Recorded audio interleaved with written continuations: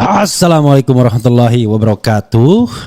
Sobat RH sekalian, jumpa lagi kita di channel yang keren ini.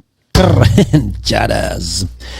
Ya, Sobat RH sekalian, sebelum saya membahas berita ini, saya perlu sampaikan nanti pukul 13.00 ada topi merah ya.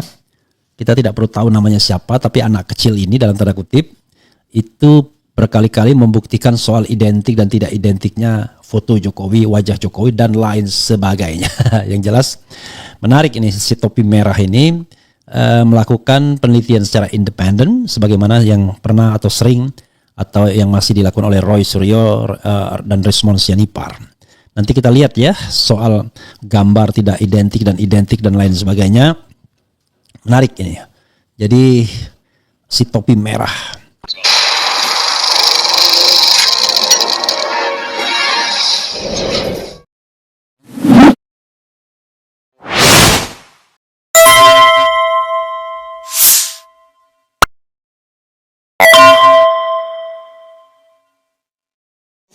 Nah, sekarang yang saya ingin bahas tuh soal lembaga think tank baru, ya, yang di backup oleh orang-orang berduit, orang-orang terkenal. Ada Gandhi Sulistianto, eksekutif Sinarmas yang pernah dikasih kasih jabatan sebagai duta besar Korea Selatan. Kemudian ada juga Jimli As-Sidiki yang kita tahu pernah menjadi ketua Mahkamah Konstitusi, tapi masuk juga kelompok think tank ini ya. Yang jelas kita nggak ngerti nih ya, kelompok think tank ini mau apa gitu. Mau menjadi CSIS zaman Soeharto, atau mau menjadi CIDES zaman B.J. Habibie, atau mau apa. Karena lembaga think tank yang tidak dibikin oleh orang-orang yang memang pengen di wilayah itu biasanya mudah sekali bubar karena hanya mengandalkan kekuasaan ya. Begitu kekuasaannya sudah tidak ada ya lembaga think tanknya bubar. Tapi CSIS tidak bubar sih. Tapi CIDES saya kira antara mati dan hidup ya. Hidup segan mati tak mau. Tapi CIDES saya kira CSIS tetap eksis dia. Oke, coba kita bacakan ya. Ini tidak tentang ijazah sobat era sekalian, tapi tentang prasasti Center for Policy Studies ya, yaitu pusat studi mengenai pusat mengenai studi-studi tentang kebijakan. Oke, coba kita lihat ya. Orang-orang Prabowo kuasai think tank prasasti misi amankan kebijakan menuju Pilpres 2029. Oke, suara.com, lembaga think tank prasasti Center for Policy Studies atau prasasti yang diluncurkan Hasyim Joyo Hadikusumo disinyalir sebagai bagian dari strategi politik Presiden Prabowo Subianto menghadapi Pilpres 2029. Bosan kita ya. Baru saja kita ini kapan membangunnya udah mau menghadapi Pilpres baru berapa bulan berkuasa. Hasyim yang merupakan adik kandung Prabowo meluncurkan prasasti pada 30 Juni 2025 lalu. Dalam lembaga tersebut Hasyim menjabat sebagai Dewan Penasehat. Lembaga riset tersebut memiliki misi utama mengawal kebijakan dan program strategis Prabowo seperti makan bergizi gratis hingga program ketahanan pangan. Bayangkan, lembaga riset itu mengawal, kok lah seperti lembaga riset itu ya harus membuat sebuah kebijakan yang betul-betul objektif berdasarkan standar ilmiah ya, bukan pemerintah bikin kebijakan lalu kemudian dilegitimasi, ya. Itu namanya ya nggak ngerti juga ya, maksudnya kemana sih ini? Lembaga riset tersebut memiliki misi utama mengawal kebijakan. Prasasti diklaim Hasyim akan memberikan masukan dan penilaian yang objektif melalui kajian dan riset yang ilmiah. Mudah-mudahan, ya. Namun melihat keberadaan Hasyim di lembaga itu, Guru Besar Politik Universitas Andalas, Asrinaldi menilai sulit untuk melihat tidak terdapat kepentingan Prabowo dan Partai Gerindra. Apalagi selain Hasyim terdapat pula orang dekat Prabowo lainnya seperti kakak iparnya Sudrajat Djiwandono menempati posisi sebagai Board of Trustees atau Dewan Pengawas. Ada juga mantan Ketua Dewan Tim Pakar Partai Gerindra Burhanuddin Abdullah yang menduduki jajaran Board of Advisors. Lalu Laude Masihu Kamaluddin yang merupakan tim ekonomi Prabowo Gibran yang menjabat sebagai Board of Trustees. Asrinaldi membaca arah prasasti yang akan dijadikan sebagai alat justifikasi pemerintahan Prabowo sekaligus sebagai tameng atas berbagai kritik yang ada. Kemudian kita menyadari keberadaan lembaga think tank ini juga menjadi justifikasi untuk tindakan-tindakan dan langkahnya Prabowo, kata Asrinaldi saat dihubungi suara.com. Dengan justifikasi yang positif, Prabowo terlihat memiliki legasi yang dapat dijadikan modal pada Pilpres 2029. Karena bagaimanapun sekarang kan sudah banyak kritik terhadap Prabowo dan orang mencoba juga untuk ibaratnya mempertahankan bahwa Prabowo itu hebat, tapi faktanya tidak seperti itu, kata Asrinaldi Izid. Kebutuhan atas legacy itu menjadi penting karena persaingan pada Pilpres 2029 sangat ketat setelah MK menghapus ambang batas pencalonan presiden dan wakil presiden. Ketat bagaimana, kata biji mana ya. Konsekuensinya persaingan semakin terbuka karena akan banyak kandidat calon presiden wakil presiden yang bertarung. Mengutip dari antara Dewan Penasihat Prasasti, Hasyim Joyo Hadikusumo menyebut bahwa Prasasti hadir sebagai lembaga think tank dengan tugas utama memberikan penilaian objektif terhadap berbagai kebijakan strategis pemerintahan Prabowo.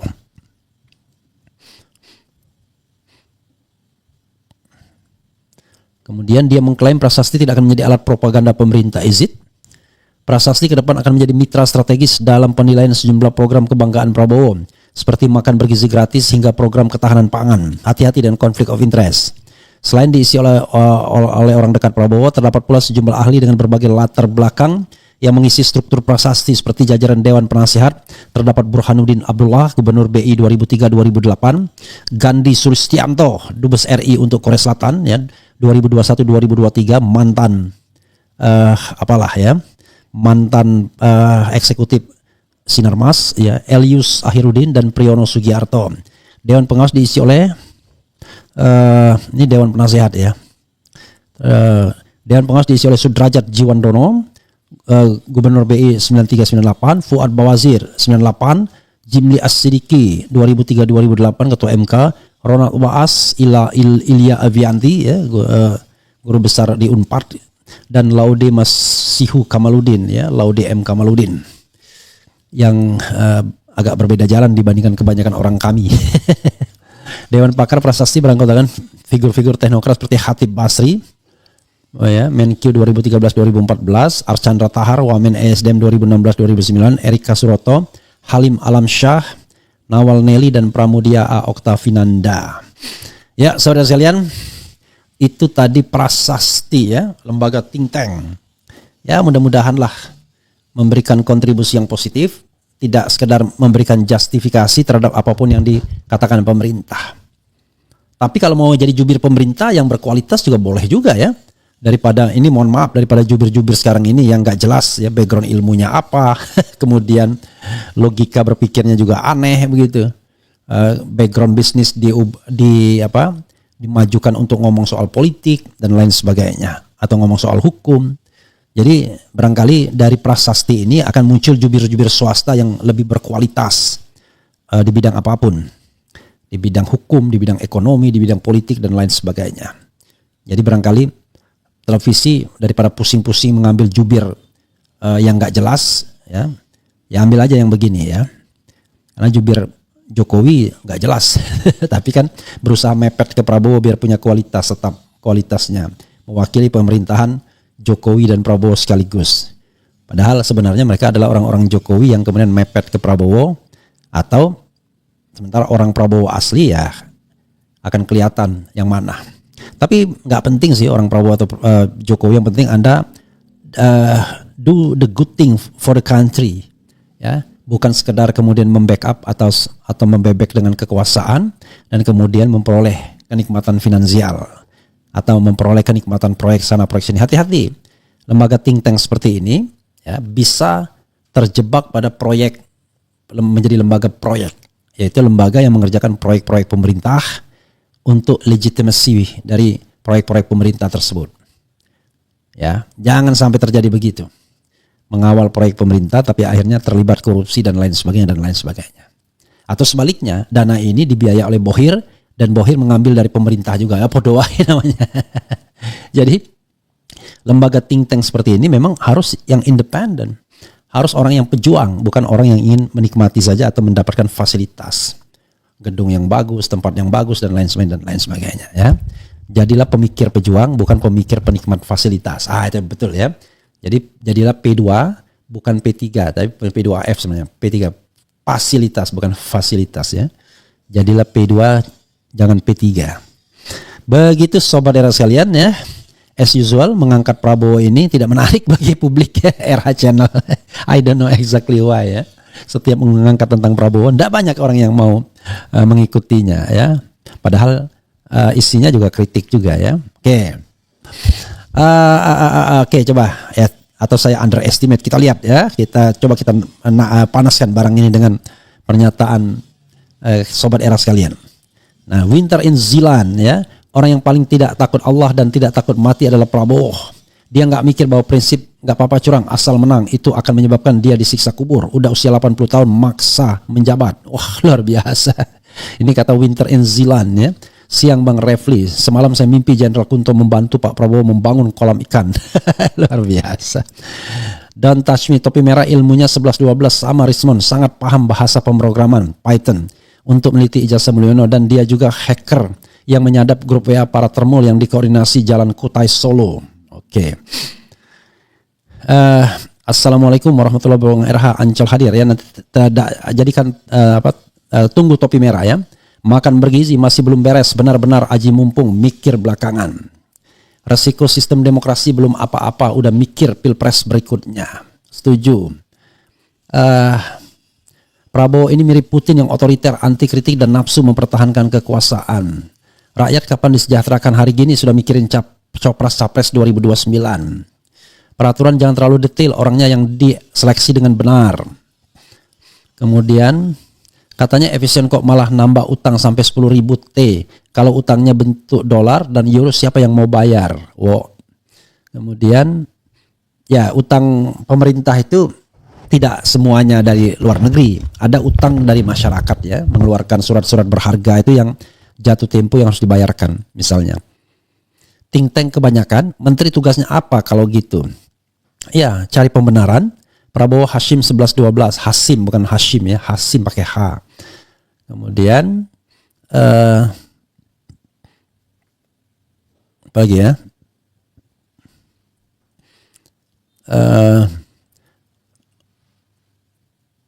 Prabowo sudah kaya, ningrat, senior, harusnya sudah nothing to lose. Tapi gelagatnya kayak takut benar kehilangan sesuatu sehingga mudah disandra Jokowi. Orang nothing to lose harusnya revolusioner. Ya. Kemudian proyek pengembangan Hoetang. Mei 11-12 identik dengan ijazah nomor 11-20. Okay. Hayo presidenku, jadilah macan Asia, jangan jadi macan panggung aja. Bung Refli, apakah benar hari ini alumni UGM demo di UGM? Saya tak tahu ya. Mana ku tahu. Kemudian ada yang tahu nggak ngutang ke siapa? Rupiah atau dolar, emas atau cuma angka?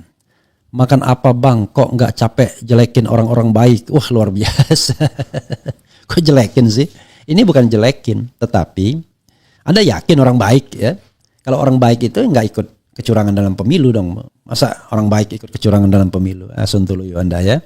Kemudian Bung Refli, apakah benar hari ini alumni UGM demo di UGM? Ada yang merasa lebih pintar dari Pak Prabowo? Ya banyak lah. It doesn't mean kalau dia presiden kemudian dia kalau mengenai konstitusi misalnya, ya pasti ahli konstitusi. Jadi kalau mengenai strategi militer kan banyak. Jadi kalau Anda mengatakan ada yang lebih pintar dari Pak Prabowo, tidak ada. Presiden itu tidak harus pintar, tetapi dia bisa memimpin orang-orang pintar. Itu yang dilakukan oleh presiden. Podcast Refli Harun dengan topi merah, dia langsung datang ke rumah RH atau by phone biang bang, langsung datang ke rumah, insya Allah ya. Thinking untuk tanking. Ya. Jadi tank syarat rekrutmen, bikin riset yang bikin penguasa senyum-senyum di kamar mandi. Atau adakah di sini yang lebih paham soal negara dibanding Pak Prabowo? Ya banyak lah, gimana. Situ Bondo Jawa Timur nonton Bang Refli. Like I said bahwa presiden itu ya tidak paling pintar, tidak paling pandai. Dia adalah orang yang harus punya kemampuan untuk bisa memanage orang-orang pintar atau orang-orang pandai, begitu. Kalau presiden disuruh pintar dalam semua hal, ya itu namanya nggak mungkin manusia begitu. Kemudian Prabowo pintar dari mana? Coba tonton ulang debat dengan Anies. Keok tuh Prabowo sampai emosi. Biarlah bersenang-senang di dunia, sebentar lagi malaikat maut mengintaimu, tiba-tiba nyawa melayang. Apa maksudnya ini? Penertiban lahan sawit dan korupsi CPU diduga hanya bertujuan menyingkirkan pesaing Simas. I don't know exactly ya. Jadi kita hanya berdoa dan berharap Prabowo Subianto melaksanakan sumpahnya dengan seluruh-seluruhnya sebaik-baiknya, yang akan dipertanggungjawabkan di akhirat kalau tidak dilakukan sebaik-baiknya seluruh-seluruhnya. Jokowi sudah memerintah negeri ini selama 10 tahun. Dan 10 tahun itu completed, ya. He has accomplished his missions. Dan ya biarlah rakyat yang menilainya di mana kedudukannya ketika orang tidak lagi kemudian terkait dengan ucapan terima kasih dengan dirinya, jadi meneliti dengan benar, dengan betul-betul baik gitu ya, terhadap kemajuan-kemajuan yang diperoleh atau kemunduran yang diperoleh. Biarlah nanti sejarah yang mencatat. Lalu bagaimana dengan yang lainnya? Ya nanti soal yang lain ya serahkan pada Allah Subhanahu Wa Taala. Apakah dia akan beroleh pahala atau apa? Ya Allah Subhanahu Wa Taala yang akan menentukan. Begitu sobat era sekalian ya. Sekali lagi kita tunggu si topi merah. Oke. Kaji, presiden tidak benar nggak apa-apa, yang penting bisa milih orang-orang pintar. Oh, presiden tidak pintar nggak apa-apa, yang penting bisa milih orang-orang pintar dan jujur untuk membantunya. Tapi Pak Prabowo bahkan tak bisa melakukan itu, menurut saya penuh bagi-bagi jabatan orang-orang mediocre. Capresnya sedikit bang, gimana mau milih? Kita dipaksa milih cuma 2 atau 3 calon. Oke. Ekonomi rakyat kalangan bawah sedang hancur-hancuran, mereka sudah memikirkan Pilpres 2029. Hati-hati Pak Prabowo, nanti rakyat bisa mengamuk. Pak Prabowo harusnya tegas, adil, jangan diam aja kasus ijazah menyangkut kredibilitas nama baik martabat bangsa Indonesia. Tolong Bang Refli Harun jagain topi merah, takutnya dia diteror, dikriminalisasi, bahkan dianiaya oleh penegak hukum dan para gerombolan termul. Ya insya Allah tidak lah ya. Begitu sobat era sekalian ya. Don't miss it, saya dengan si topi merah. Dan kita ucapkan selamat pada prasasti. Mudah-mudahan betul-betul bisa memberikan kontribusi positif bagi kemajuan bangsa ini, tidak sekedar mengatakan yang benar terhadap semua kebijakan pemerintah, walaupun bau-baunya ke arah sana. Ya, saya kira ya begitulah. Kalau saya diajak pasti saya nggak mau ya. Lebih enak jadi orang independen, orang bebas bicara apapun. Wassalamualaikum warahmatullahi wabarakatuh. Keren, cadas, ciao.